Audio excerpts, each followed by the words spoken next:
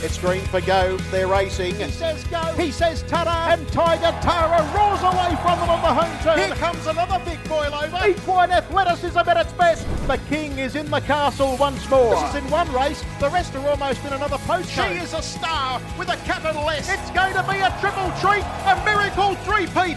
Ladies and gentlemen, you have witnessed history here at Menangle. What about that? It's getting right up on the sprint lane and it's going to bolt in. Hello and welcome to the Sunday session. This is episode 118 of the Sprint Lane podcast for Harness Racing New South Wales. My name is Greg Hayes. It is great to have your company today. For the next 30 minutes or so, I'm going to talk harness racing, concentrating on New South Wales, and there is so much to get through after another big week in the sport. Hard not to start with Swayze and his effort of winning back-to-back New Zealand Cups. Jason Grimson has his knockers on social media, but I think everyone can acknowledge his horsemanship to travel a horse to Young on Friday night in a feature event, get him back to Sydney on Friday night, put him on a plane Sunday morning to Auckland, another trip to Christchurch, then have him ready to run a huge race on Tuesday at Addington was enormous.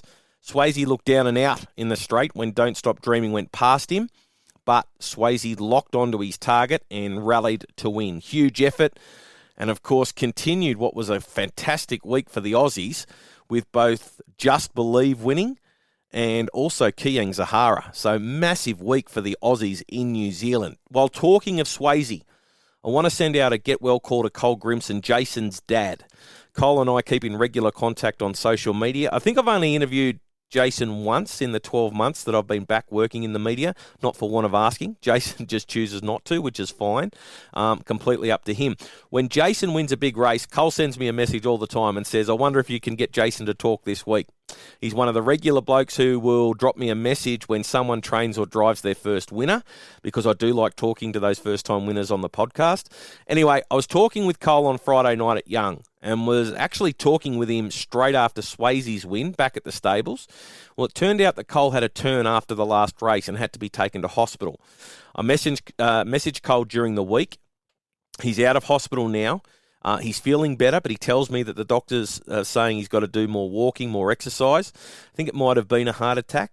But Cole, it's good to hear you're on the mend, mate. From all reports, Jason stayed with his dad on Friday after Young. Someone else took Swayze and the other horse, Art, home to Sydney. Just another factor Jason had to deal with in the lead up to the New Zealand Cup that some people may not have known about. I mentioned that Cole likes to let me know when someone drives their first winner. Well, Vaughan Duncan opened his winning account on Tuesday at Menangle.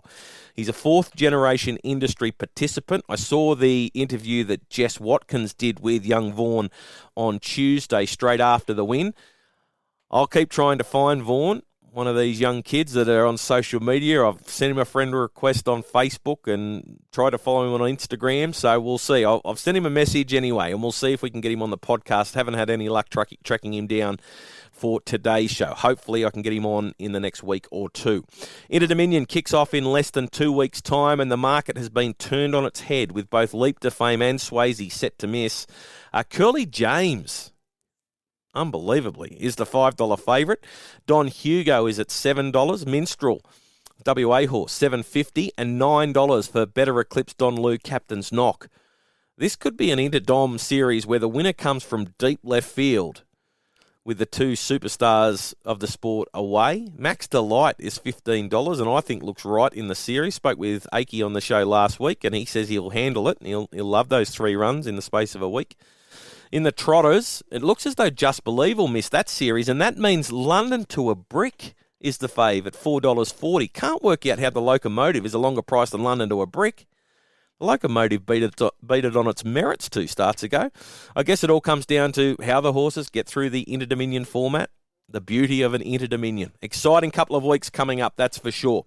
Who's on the podcast today? Well, it would be remiss of me not to talk to Cam Hart about Swayze. Plus, he returned home to drive at Menangle last night, picked up another couple of winners there.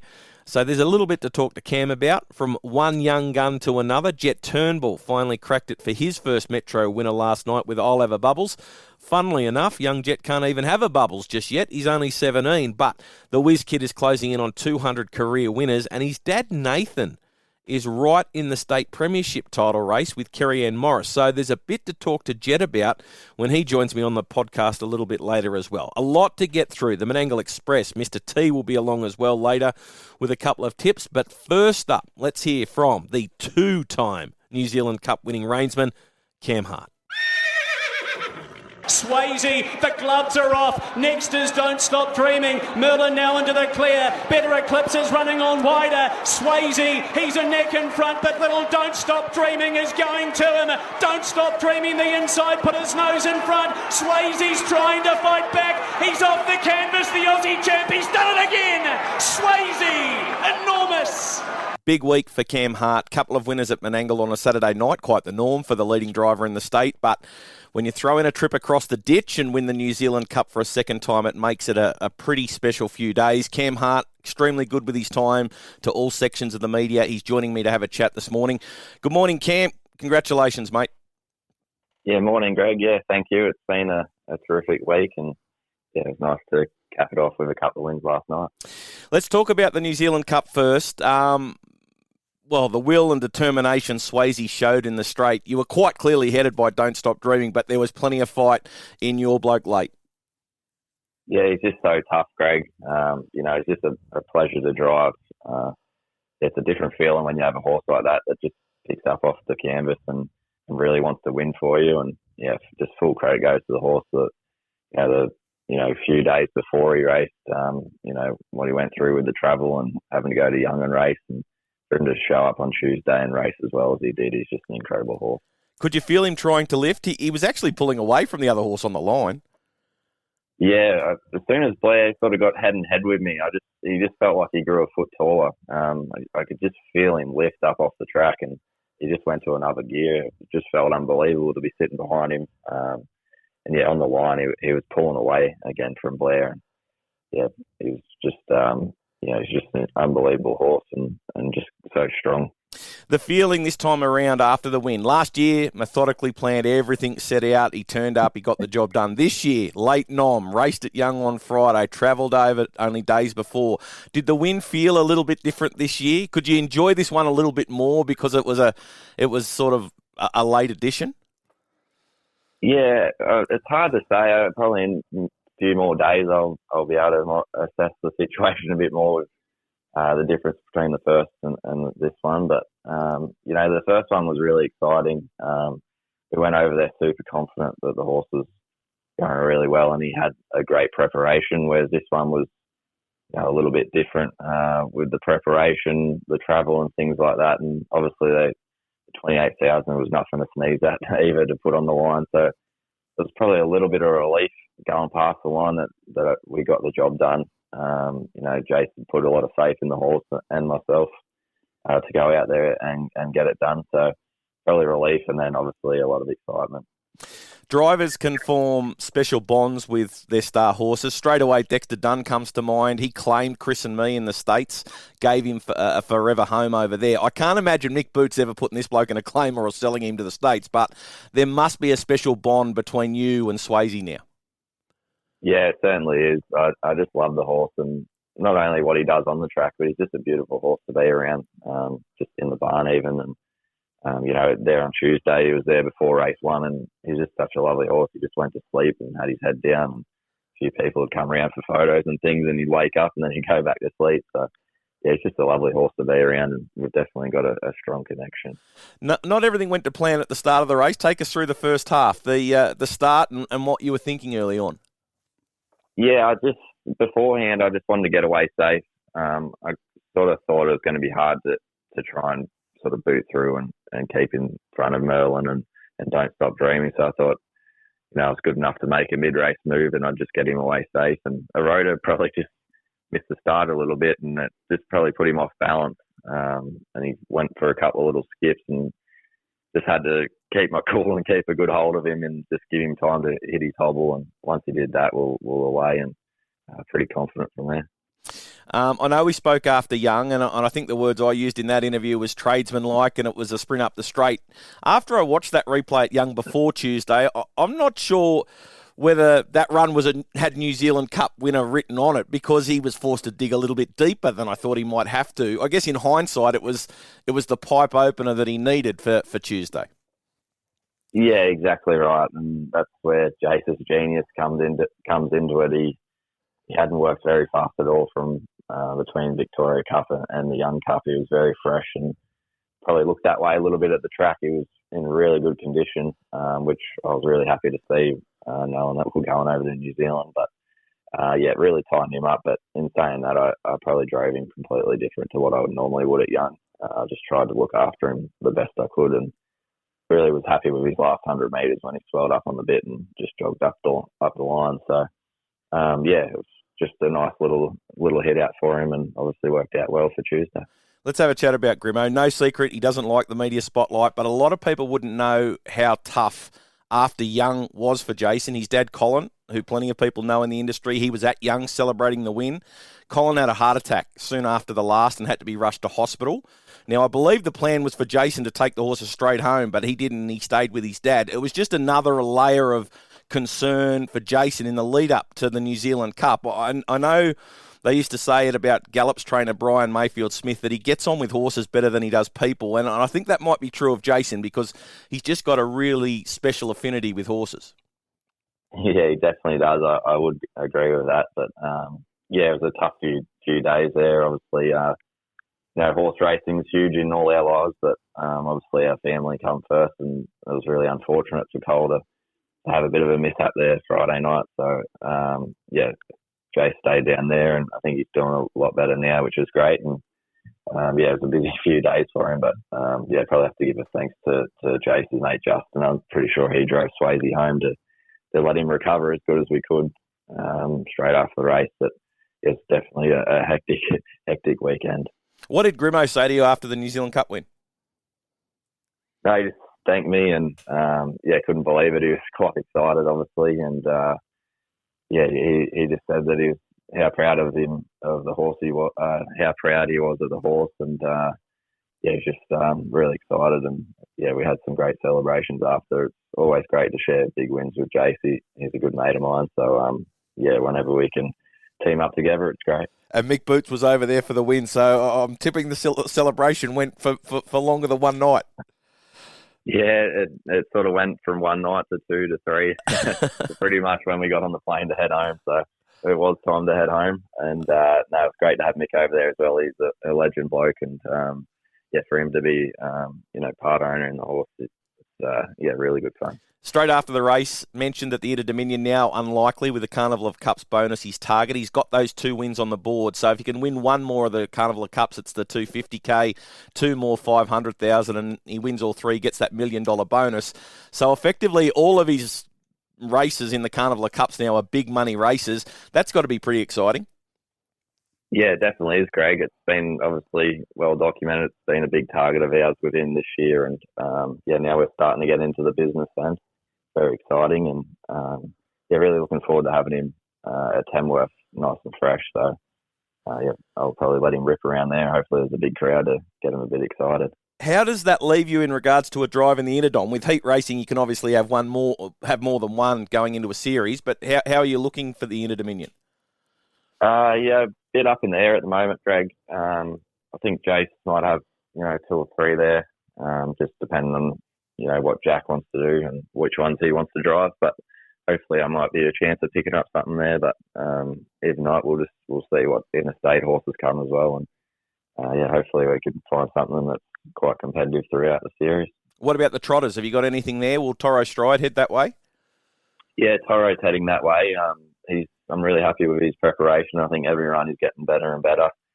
He's definitely a horse that's going to suit having multiple runs in a short period of time. He's a really good touring horse, and I think he's sort of going to peak for that series, and he'll definitely be competitive. I try and speak with all the first-time winners on the show, and a lot of the kids coming up now came through the minis. Did you come through the mini ponies, or were you just out there helping Uncle Trev? Yeah, no, I come through the mini trotters. All our families pretty well drove the ponies as kids, and it was a great grounding for the sport. And it was a great time doing that. And I drove pretty well from when I was about 5 or 6 years old. So it's definitely great to get out on the racetrack nice and early. Were you always heading towards harness racing as a full-time career? Was the family happy for you to follow that path? Yeah, pretty much, Greg. Really all I knew. I did do a bit of an apprenticeship when I was about 15 with Dad at the race course, which I did enjoy, but it just wasn't anything like how I enjoyed harness driving. But Mum wasn't probably super stoked about the career move early days, but she's sort of pretty happy with it now. So if you weren't in harness racing, what would you be doing? Would you be following your dad? Yeah, I'd say so. I don't mind that work. It did interest me, the race course manager stuff. So, and obviously still, got your part in racing, I guess, in the racing game. So it was something that I enjoyed. But obviously the harness racing's, been really good to me so far. Before we have a look at Menangle last night, could you have gone to Melton to drive at the Breeders' Crown meeting? Yeah, I could have been there. It was just a bit of a tricky situation. I had Young Friday and they had heats for the Breeders' Crown, so on the Friday as well, which made it a little bit tough to get down there, which is unfortunate. I love driving down there and obviously had a lot of success. So, hopefully we can sort of get that done next year. Now, Major Fire at Menangle, your first winner. You let Will Rickson go around you approaching the turn. Did you think it was better, just a bit early to be taking off and just save him for the one run? Yeah, just the third quarter wasn't fast, so I sort of know why Will took off on his horse. But just with my girls racing pattern, she just doesn't like to hit the front too early. So I was happy to try and chase him down, and definitely gave me something to chase. I just got him right on the line. But she's been really impressive since she's been here, and she's a real pleasure to drive. She's pretty laid back there and really tries hard. Do you think she can get through to that top mare's grade in Sydney? I think so. She follows the speed really well. Just whether she's got that really electric turn of foot to go with the top class mares, but I really feel like she's getting better and better. I drove her a couple of preparations ago at Menangle, and she's improved 5 lengths since then. So hopefully she just keeps getting better and better. Hypoactive. There looked to be a few that wanted to hand over to you, and that caused plenty to go forward early, which planted you wide. And in the end, that early work nearly brought you done at the finish. Yeah, it went a little bit pear-shaped. I sort of come out neutral under a good hold, and it just took a long time for everything to sort themselves out. And eventually I kind of had to bite the bullet and let him stride forward pretty strong up the straight to take the lead. And it was a super win because he did a lot of work that first, 600-800 metres. So I was really happy with that, and he should take good improvement from it. Mate, do you have a break over Christmas, or because of all the big races around you just go through? No, I'll have a break, Greg. It's obviously a really long season with a lot of travel, so I like to try and get back to June and spend quite a bit of time with the family. I don't really get to see them much throughout the year, so it's probably one part of the year where I'm happy to take a bit of time off and get back into it, around mid-January. Oh, okay, so you're going to have a couple of weeks off then? Yeah, I normally do. Yep. The last couple of years I've missed the Bathurst race on the Boxing Day and a few of the New Year's meetings, and just had a bit of a relaxing couple of weeks with the family. And then we'll just see you definitely at Tamworth for Swayze and the quest for the million. Yeah, I'll definitely be there, that's for sure. All right, mate, congratulations. Thanks for joining me today, and all the best of luck going forward. Thanks, Craig.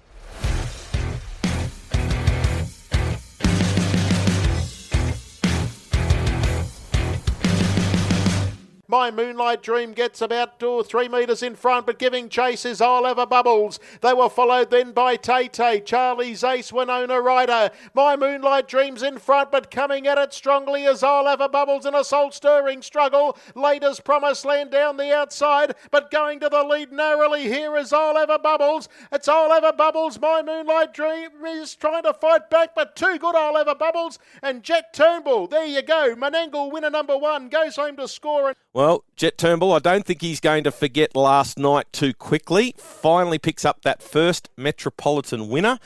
I'll have a bubbles for Jason Grimson. Of course, Jett closing in on 200 career winners as well. And he's joining me to have a chat. Congratulations, Jett. Well done. Thanks, Greg. It was a massive thrill. Well, mate, I guess you must have been thinking, when's that first winner coming? Because you'd had a few drives there and a couple of placings, and it was finally nice to get over the line first. Yeah, I was sort of more just waiting for it to come. I didn't want to rush things too quick. But no, them couple of placements were getting me pretty excited. And take us through the drive last night, because obviously there was a lot of speed early, and you decided to get out of that speed battle and just drop straight to the pegs. Yeah, well, I come out the gate for about 20 metres and saw the two, one inside me and outside me had me for gate speed early on, so I grabbed up and got straight in behind Seaton Grimer, and it worked out good because he ended up holding the front, and I just sat on his back the whole way and ended up popping out at the top of the straight. Seaton likes to get rolling at the cages. It's the way he drives, and you had to ask I'll Have a Bubbles just to extend a little bit approaching the turn, but you obviously were travelling pretty well. Yeah, she was on the bit for most of the way until I let her come to the outside. I more just reminded her that we're about to go, so she was on fire that night. When I pulled her out, she found a length, and yeah, she kicked up the straight. There was no salute or anything like that? You were just happy to get the job done? Yeah, I was probably a bit nervous still going over the line, you know. Fair enough. But mate, what a way to open up your winning account at Menangle. You break 150, 149 and a piece. Yeah, it was definitely a thrill coming back and seeing the time we went as well. So how are you enjoying travelling down on a Saturday to be driving at Menangle? Is you coping with that? You enjoying that? Yeah, I'm loving it actually. It's a big, different experience driving on an 800-metre track 3 times a week to driving down at Menangle, which is twice the size as them. And yeah, absolutely loving it at the moment. And getting drives for Jason Grimson, have you had much to do with Jason since you've been driving? Is that out of the blue, or is that something that Jason and you are pretty close? It sort of more only happened when I first got my Metro licence. He put me on, but I've always been really good friends with Jason ever since I was 14 and got me stable hand licence. I'd go around and see him week to week when I was down there. I've always been good friends with him, so it was good to get a couple drives for him when I first got that Metro licence. And mate, you're doing a fair bit of travel. Like you're at Parks on Friday and then Tamworth on Thursday. So how are you getting around? Is someone driving you to all the places? Like, what's been happening? Yeah, well, when we went to Tamworth, me and Jai Coney, who works for Dad as well, we both have got our licenses to drive a car, so we just shared the driving to Tamworth, and then we hopped in with Dad on the way to Parks and slept the whole way there and home. And what Mum and Dad, they must be super proud and very excited to see you driving at Menangle on a Saturday night. Yeah, they're very proud, and I can't thank them enough for everything they've done.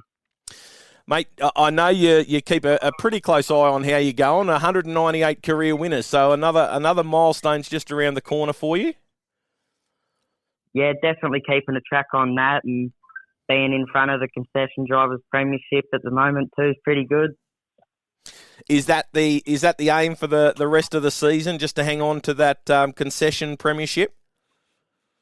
Yeah, definitely. I've got about a month and a half to go, and I think I'm about 35 wins in front of Jack Callaghan. Well, mate, that's going to be a big feather in your cap. And having a look at the state premiership too, you're running third there, or equal second actually, with Will Rickson. So you're doing a pretty good job in the overall state premiership as well. Yeah, well, I didn't know I was actually equal second, so that's made me a bit more excited now. Yeah, and your dad's obviously providing you a lot of winners at the moment. He's the stable's on fire. Yeah, definitely. We've got nearly 45 there in work at the moment, so there's horses racing everywhere at the moment. So yeah, it's absolutely amazing. And so what? So Jai Coney's there now full time as well. You'd obviously be pretty good mates with him. Yeah, me and Jai have known each other for quite a while. We've done mini trotting together, and then when the job opened up out here in the Central West, and I lost my 5 claim, and there was a lot of still 5 claim drives there still. Dad actually rang him and said he thinks it'd be a good opportunity, and since he's come out, yeah, he's kicked off real good. Because it would have been a pretty big decision for him, because as you meant, like you're there and you're going to get most of the drives, but when they need a 5-point claimer, obviously Jai gets a chance, but big decision for, someone to make the big move all the way out to Bathurst? Yeah, definitely, but I told him it'd be the right thing because just how many 5 claim drives there were out in that area, and how many 5-frame drivers there actually were, and there wasn't that many. So when he come out, Dad was chucking him on straight away and got a bit of a name for himself out there, and now he's got a full book of drives nearly everywhere he goes. Yeah, and just having a look, your dad's equal top trainer in the state as well. He's level with Kerry Ann with 129, so with only a month and a half to go till the end of the season, it's going to be a very close finish in the state premiership as well. Yeah, I know Dad's busting his guts to really try and kick in front of Kerry Ann, but yeah, all the horses are going well, so just got to touch wood. We can keep getting the winner every now and then. So, mate, is it are you working 7 days a week? That with 45 horses in work, I guess you got to be pretty busy all the time. Yeah, it's non-stop out there. Yeah, for sure. All right, mate. Well, congratulations. Finally got that first Metro winner. It was great to see, and no doubt there'll be plenty more for you. Thanks for joining me today. No, thanks, Greg. I appreciate it.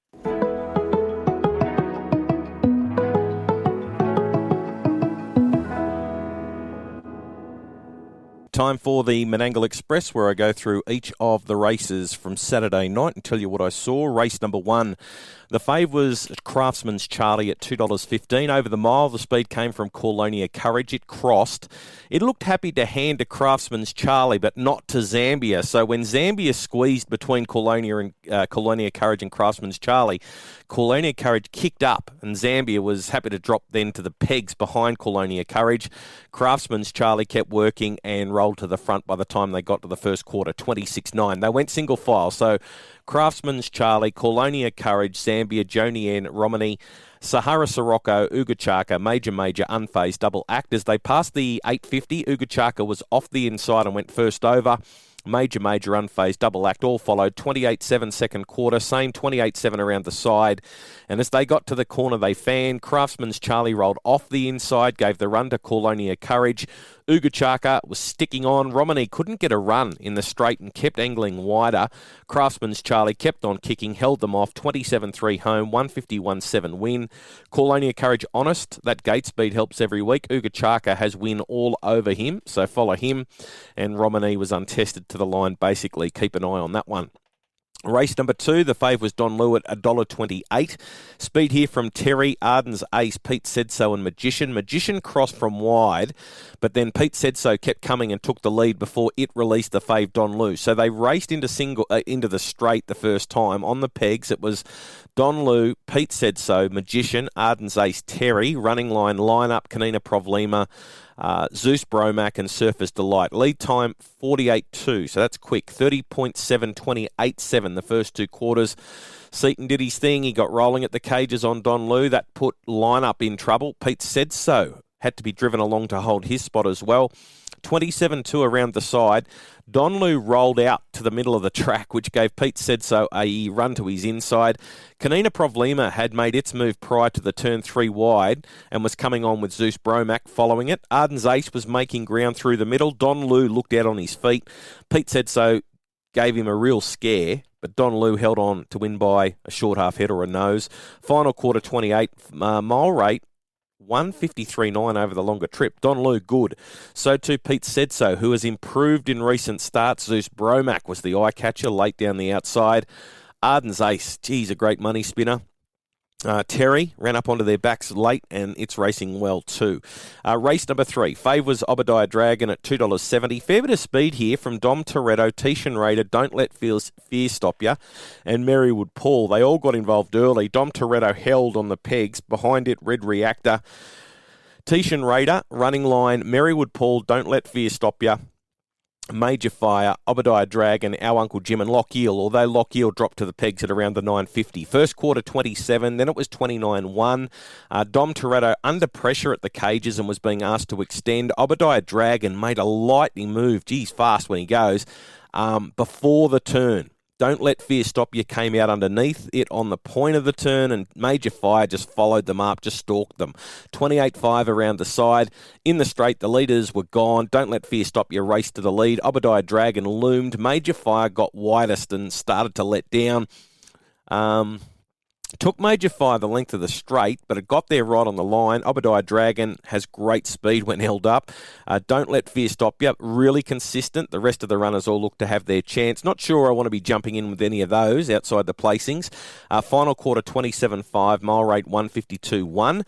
Race number 4, Hypoactive at $1.55 was the fave. Speed early from Give Me 5 Minutes More and Cool Night, Stir Me Up, Captain Richie, Lover Reshes. They all held their own wider on the track, which kept Hypoactive really wide on the track. Lover Reshes crossed down to the pegs, but Hypoactive was still 4 wide. Lover Reshes was over racing and was trying to grab hold, but Cool Night couldn't get around it. So Hypoactive had to keep on trucking and ended up crossing to the front in a very fast lead time of 48.1. And it didn't get the lead until the judge with a lap to go. So on the pegs, it was Hypoactive, Lover Reshes, Give Me 5 Minutes More, Kate's Virtue, and Here Comes Bobby. Running line was Cool Night, Captain Richie, Stir Me Up, Captain Blood, and Maybe.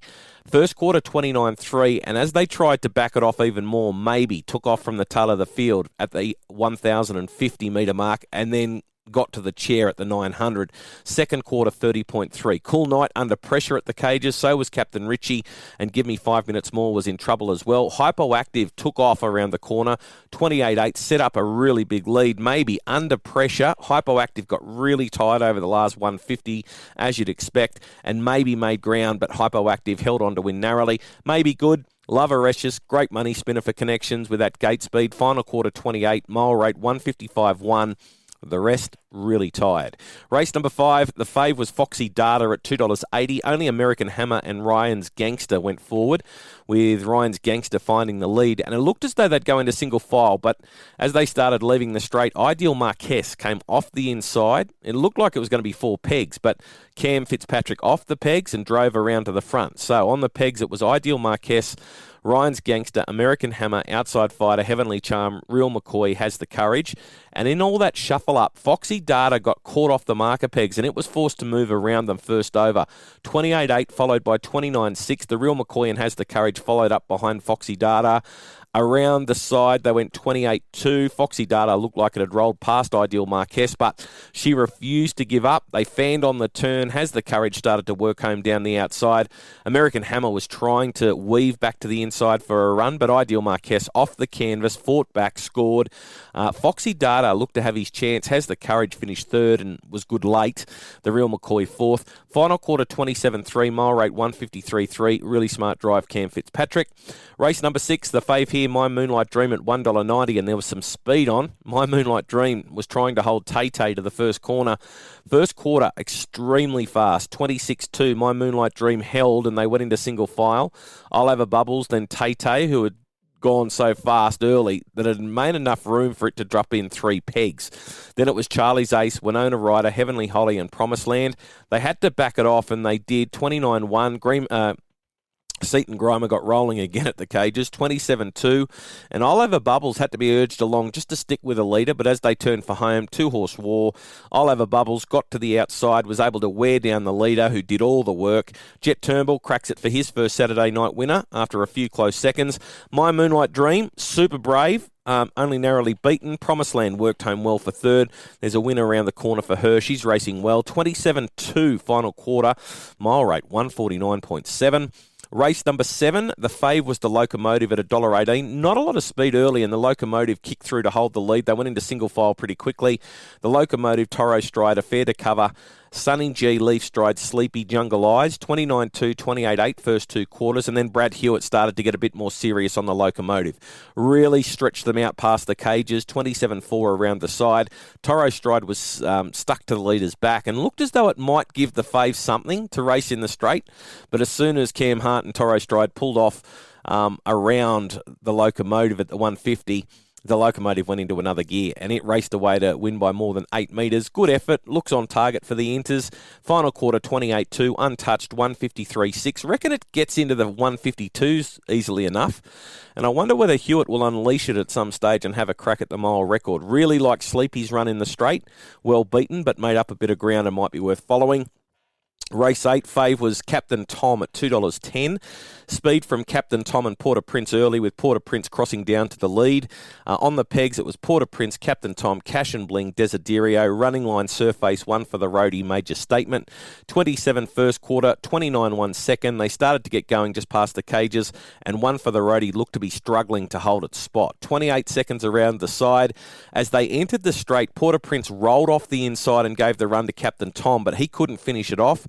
1 for the roadie started to wind up and get its second win down the outside. Desiderio was wider. Cash and Bling was looking for a run between them, but it was 1 for the roadie getting through to claim the prize. Desiderio nearly caused a huge boil over but finished second. Cash and Bling going well. It's ready to perform and win a race. 28-2, mile rate of 152.3. Not sure about the form out of that race, to be honest. Best win of the night. I think you have to go with Locomotive. Pretty arrogant sort of win for him. Looked like he could have gone another lap. He's only 4, so he might be set to win some pretty big races if he stays sound. And, of course, he's beautifully bred out of La Cucaracha. Best beaten effort of the night. I really like the run of Ugachaka in race 1. Came from the tail in a mid-race move, forced to do all the work. I think he's ready to win a race, and I'll be following him in the short term, that's for sure. Best driver of the night. A few led, so can't really give it to them. Kerry-Ann Morris did everything right on 1 for the roadie. Jett Turnbull sat behind the leader, just had to pull out at the top of the straight. Cam Hart on Major Fire pulled the right rein at the right time. But I am going to go with one of the leaders. Cam Fitzpatrick on Ideal Marquess, beaten for early speed like she is every week, decided to take off running into that first corner and go and get the lead, and then was able to hold off Foxy Data in the straight. Smart drive, good awareness, can't do it every week on her, but Cam Fitzpatrick can get drive of the night for his effort on Ideal Marquess. Winner, winner, chicken dinner. Winning. Hey, that's pretty good. Winner! That was legitness. That I say, all right. Wow, winning. Bam! Just like that. That's all there is to it, Dustin. That's all there is to it. A winner! Just like that. And the winner is... Well, Mr. T missed with both last week, and not even I could stop Double Fear last Tuesday, which was the first winner for Vaughan Duncan, so I picked up a $1.90 winner. I'm minus $15. Mr. T is plus 66. So a good winner, and I might be able to put some pressure on him late in this series. Mr. T likes 2 at Bathurst. Race 2, that's Wednesday. Race 2, number 9, Gwyneth P for Nathan Goulding and Travis Bullock. Hasn't won a race since July, but Mr. T says the recent runs have been good enough for a race of this quality, and it does have a good trailing draw off the second row. Race 2, number 9, Gwyneth P. And race 7, number 2, Rusty Dancer in the maiden. It's had 3 starts. It's been placed in all of them. Good draw for Nathan and Jett Turnbull, and Mr. T thinks it can open up its winning account in style. So in race 7, number 2, Bathurst, Rusty Dancer. My 2, Menangle Tuesday. I'm going to go race 2, number 2, Majestic Tooth. Went around in the Peter Sullivan Memorial at Penrith last time out. Locked wheels really early, took no part in the race, had been in super form prior.